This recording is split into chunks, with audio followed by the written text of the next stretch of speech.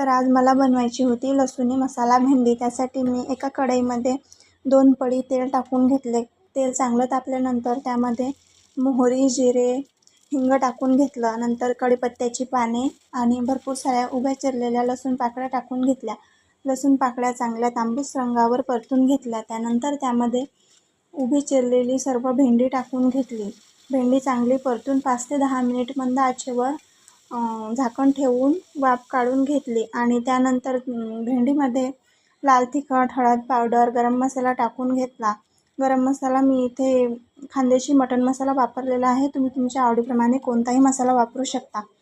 आणि त्यानंतर मीठ टाकून, शेंगदाण्याचं कूट टाकून चांगलं सगळं मिक्स करून घेतलं आणि 5 ते 10 मिनिट मंद आचेवर झाकण ठेवून शिजवून घेतलं. झाली आपली कमाल चवीची भेंडीची भाजी तयार आहे.